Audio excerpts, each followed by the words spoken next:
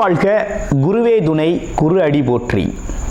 இப்போ பார்த்தீங்கன்னா 2025 தமிழ் வருட பிறப்பில் பார்த்தீங்கன்னா 12வது மாதம் கடைசி மாதமான பங்குனி மாதத்திற்கு என்ன விதமான பலாபலன்கள் ஒவ்வொரு ராசிக்கும் இருக்குது அப்படிங்கிறத நம்ம விரிவாக தெளிவாக பார்க்க இருக்கிறோம். அந்த வகையில் பங்குனி மாதம் அப்படின்னு எடுத்துக்கிட்டோம்னா பங்குனி உத்திரம் அப்படிங்கிறது மிக சிறப்புமிக்க பண்டிகையாக இருக்குது.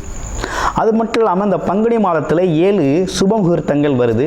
பங்குனி மாதத்தில் தான் பார்த்தீங்கன்னா கிராமப்புற திருவிழாக்கள் தொடங்கக்கூடிய ஒரு காலகட்டமாக இருக்குது. இந்த பங்குனி மாதத்தில் சூரிய பகவான் பார்த்தீங்கன்னா காலச்சக்கரத்தின் 12வது ராசியான மீனம் ராசியில் அமர்ந்து அருள்பளிக்கக்கூடிய ஒரு அற்புதமான மாதமாக இந்த மாதம் இருக்குது. இந்த மாதத்தை பொறுத்த வகையில் பல்வேறு விதமான சிறப்பு பண்டிகைகள் இருந்தாலும் திருவிழாக்களும் திருமணங்களும் அதிகமாக நடக்கக்கூடிய ஒரு மாதமாக இந்த பங்குனி மாதம் அப்படிங்கிறது அமைஞ்சிருக்கு. நேயர்கள் அனைவருக்கும் இந்த பங்குனி மாதத்தில் ஒவ்வொரு ராசிக்கும் எப்படி இருக்கும், என்னென்ன விசேஷங்கள் இருக்குது, என்ன செய்யலாம், என்ன செய்யக்கூடாது, என்ன விதமான வழிபாடுகள் செய்யலாம் அப்படிங்கிறதை பற்றியும் என்னென்ன முயற்சிகள் கை கொடுக்கும் அப்படிங்கிற பற்றியும் முழுமையாக தெளிவாக நம்ம பார்க்க இருக்கிறோம். நம்ம வீடியோவை தொடர்ச்சியாக நீங்கள் முழுமையாக பாருங்கள். இப்போ உங்களுடைய ராசிக்கு எப்படி இருக்குது அப்படிங்கிறத இப்போ பார்க்கலாம். கும்பம் ராசி காலச்சக்கரத்தின் 11வது ராசி, லாபஸ்தானம். அது மட்டும் இல்லாமல் எண்ணங்கள் ஈடேறக்கூடிய நல்ல அமைப்பு. அதே நேரத்தில் ஒரு நல்ல ஜென்டில்மேன் அப்படின்னா நம்ம கும்பராசி அன்பர்கள் தான். எந்த இடத்துலையும் ஒரு ஜெனுவனாக நடந்துக்குவாங்க. அதாவது ஒரு டீசெண்டாக மெயின்டைன் ஆகி போகிறது. ரொம்ப கீழேயும் இறங்கிட மாட்டாங்க, ரொம்ப மேலேயும் போயிட மாட்டாங்க. ஒரு நிதானமாக மதிப்பு மரியாதையோடு அனைவரையும் கையாளுறது அப்படிங்கிறது பார்த்திங்கன்னா இந்த கும்பராசி அன்பர்களுக்கே உண்டான விஷயம். பிடிச்சா செய்வாங்க, பிடிக்கலைன்னா அதை விட்டு விலகிடுவாங்க. ரொம்ப போட்டு அதில் போயிட்டு ரொம்ப காம்ப்ரமைஸ் எல்லாம் பண்ணிக்கிட்டு இருக்க மாட்டாங்க. அப்படிப்பட்ட ராசிக்காரங்க தான் நம்ம கும்பராசி அன்பர்கள். இப்போ கும்பராசி அன்பர்களுக்கு ஏற்பட்டு இருக்க சிக்கல் என்னென்னா ஜென்மச்சனி பாதிப்பில் இருக்கிறோம். இது சனி பகவான் போட்டு புழிஞ்சு எடுத்துட்டார். இப்போ தான் இந்த மாதத்தோட எண்டில் அந்த பார்த்திங்கன்னா இந்த மார்ச் மாதத்தோட எண்டில் கொஞ்சம் ரிலீஃப் கிடைக்கும் உங்களுக்கு. ஜென்மச்சனி அப்படின்னா தலையில் ஏறி உட்காந்து ஒரு ஆட்டுறது, எந்த முடிவுமே எடுக்க முடியாமல் பண்ணுறது, குழப்பத்துக்கு ஆட்படுத்துறது, வருமானத்தில் தடையை உருவாக்குறது, தொழிலில் தடையை உருவாக்குறது, உறவுகளில் கசப்புகளை உருவாக்குறது. அதே போல் நம்மளை எல்லா இடத்துலையும் குற்றவாளியாக எல்லாரையும் பார்க்க வைக்கிறது. நம்மளை பொறுத்தவரை மனசுக்கு நிரபராதி, ஆனால் மற்றவங்க பார்வையில் நமக்கு ஒரு குற்றவாளியாக தெரிகிறது. பழிபாவத்தை உங்க மேலே விழுகிறது, அதற்காக மன வருத்தம் அடைகிறது. இப்படிப்பட்ட விஷயங்கள்லாம் நடந்தேறிடுச்சு.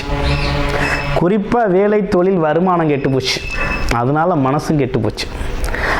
அப்போ இதுக்கெல்லாம் முன்னேற்றம் உண்டா அப்படின்னா இந்த மாதம் முடிஞ்சிருச்சு அப்படின்னா நல்ல முன்னேற்றம் இருக்குது. இதுலேருந்துலாம் முழு விடுதலை அடைய போகிறீங்க. இப்போ என்ன சூழ்நிலை ஏற்பட்டிருக்கு, சரி ஓகே, இப்போ என்ன சூழ்நிலை ஏற்பட்டிருக்கு அப்படின்னா 2ஆம் இடத்துல அனைத்து கிரகங்களும் சங்கமிச்சிருக்கு. 7க்குடைய சூரியன் இருக்கார், 8க்குடைய புதன் இருக்கிறார், அடுத்து 9க்குடைய சுக்கிரன் அமர்ந்திருக்கிறார். சூரியன், புதன், சுக்கிரன் அப்படிங்கிற முக்கூட்டு கிரகங்களும் 2ஆம் இடத்துல அமர்ந்திருக்குது. ராகுவோடு சேர்ந்து அமர்ந்திருக்குது. நல்ல விஷயங்கள் நடக்குமா அப்படின்னு பார்த்தா நடக்க ஆரம்பிக்க போகுது. இனிமே தான் நல்லதே நமக்கு நடக்க ஆரம்பிக்க போகுது. என்ன விதமான நல்ல விஷயங்கள் நடக்க இருக்கு அப்படின்னா குடும்பத்தின் மகிழ்ச்சி அப்படிங்கிறது கொஞ்சம் அதிகரிக்கக்கூடிய காலகட்டம் தான். கணவன் மனைவி ஒற்றுமை குறைபாடுகள்லாம் கொஞ்சம் நீங்கும். ஒருத்தர் புரிஞ்சுக்கக்கூடிய சூழ்நிலை உண்டு. ஆமாம், வேலை, தொழில், வருமானம் பற்றி கூடி பேசி ஒரு முடிவுக்கு வரக்கூடிய காலகட்டம். ஒருத்தருக்கு ஏதோ ஒரு வருமானத்திற்கான வழியை தேர்வு பண்ணலாம் அப்படிங்கிற மாதிரி. உறவுகளில் ஒற்றுமையாக இருக்கலாம், பேசுகிறத கொஞ்சம் இணக்கமாக பேசிக்கலாம், காரசாரத்தெல்லாம் கொஞ்சம் விட்டுறலாம். ஆமாம், அப்படிங்கிற மாதிரி ஒரு நல்ல அமைப்பு உருவாகுது. அடுத்து கோயில், குளம், கோவில்கள், பரிகார ஸ்தலங்கள், அதுவும் பார்த்திங்கன்னா நீண்ட நாளாக மனசில் இருந்த ஆசைகளை, கோவில் வேண்டுதல்களை நிறைவேற்றுறதுக்கு போயிட்டு வர்றது, இப்படிப்பட்ட விஷயங்கள்லாம் இந்த காலகட்டத்தில் நீங்கள் செஞ்சுக்கலாம். அடுத்து நீண்ட தூர பயணம். வெளிநாட்டுக்கு தான் நான் சம்பாத்தியத்துக்கு வேலைக்கு போவேன், வெளியூருக்கு தான் வேலைக்கு போவேன், எனக்கு பிடிச்ச வேலை வெளிநாட்டில் தான் இருக்குது, எனக்கு பிடிச்ச வேலை வெளியூரில் தான் இருக்குது, வெளி மாநிலத்தில் தான் இருக்குது அப்படின்னு சொல்லி வெயிட் பண்ணி காத்திருந்தவங்களுக்கெல்லாம் வேலை கிடைக்கும். தாராளமாக போங்க. வெளியில் போனீங்கன்னா உங்களுக்கு நல்ல மாற்றம் இருக்குது. வருமானத்திற்காக வெளியில் வேலை தொழிலுக்காக போகிறவங்க எல்லாருக்குமே நல்லா இருக்குது.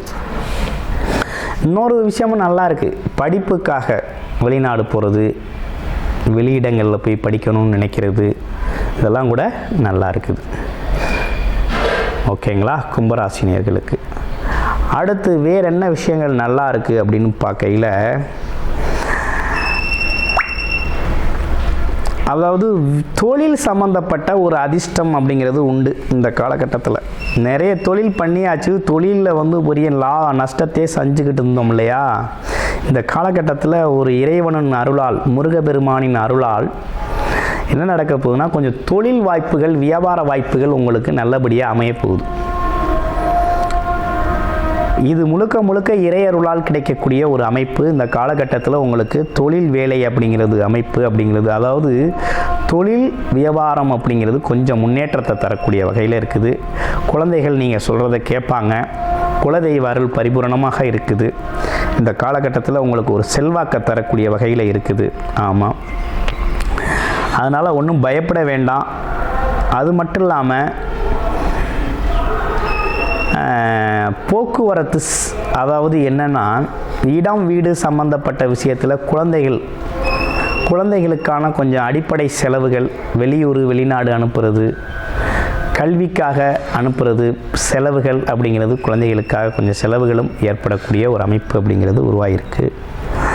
ஆக மொத்தத்தில் உங்களுக்கு இந்த ரிலேஷன்ஷிப்பு, பண பொருளாதாரம், வேலை, வருமானம், தொழில், ஆமாம், குழந்தைங்களோட கல்வி, உடல் ஆரோக்கியம், இதில் ஏற்பட்ட குறைகள் அனைத்துமே படிப்படியாக கொஞ்சம் நிறைவேறக்கூடிய நல்ல காலகட்டமும் நல்ல சூழ்நிலையும் உருவாகிருக்கு.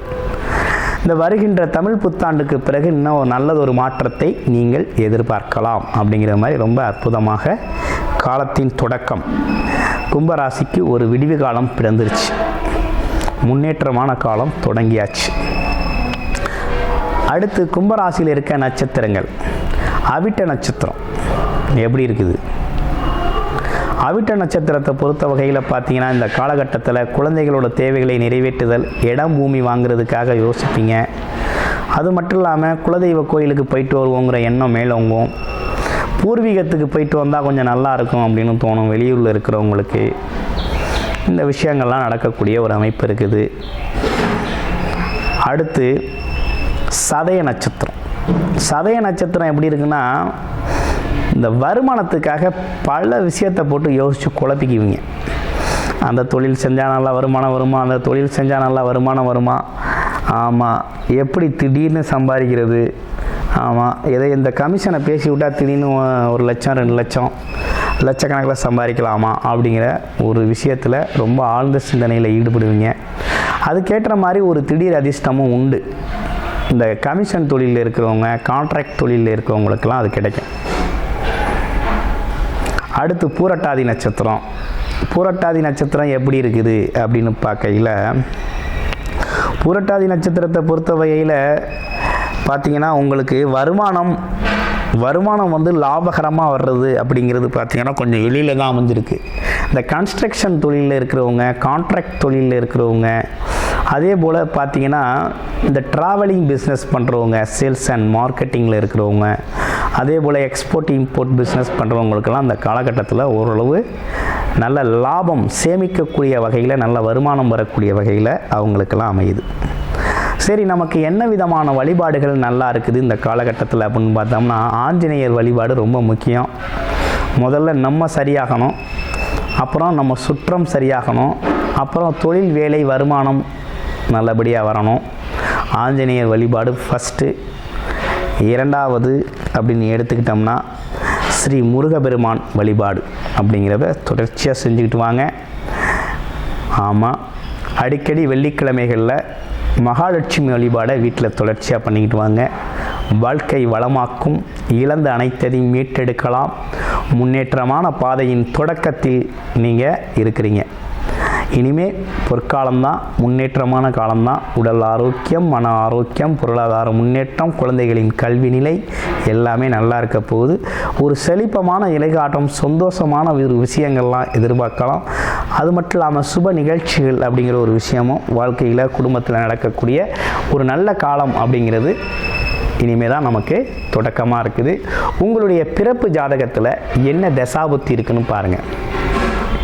ஒரு யோகமான தசாபுத்தி அமைப்பு இருக்குது அப்படின்னா இந்த காலகட்டத்தில் அதுக்கான விஷயங்களை பயன்படுத்துங்க. இல்லை சூழ்நிலைகள் சரியில்லை அப்படின்னா மெயின்டைன் பண்ணி போகிறதுக்கு முயற்சி எடுங்க. ஏன்னா உங்களோட ஜாதகத்தை நிறைய பார்த்த விஷயத்தில் நான் சொல்கிறேன், இந்த கும்பராசி நேர்களை பொறுத்த வகையில் நிறைய ஜாதகங்கள் ஜென்மச்சனியால் ரொம்ப பாதிக்கப்பட்டிருக்காங்க. அப்போ என்னென்னா தொழில் வேலை மட்டும்தான் ரொம்ப அதிகமாக பாதிக்கப்பட்டிருக்கு. வருமான தடை இருந்திருக்கு. மனசில் ஒரு ப்ரெஷர், ஒரு அழுத்தம் சூழ்ந்திருக்கக்கூடிய சூழ்நிலைகள் உண்டு.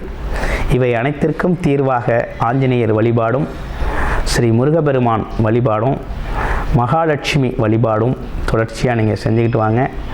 வாழ்க்கை வளமாகும். நன்றி, வணக்கம், வாழ்த்துக்கள்.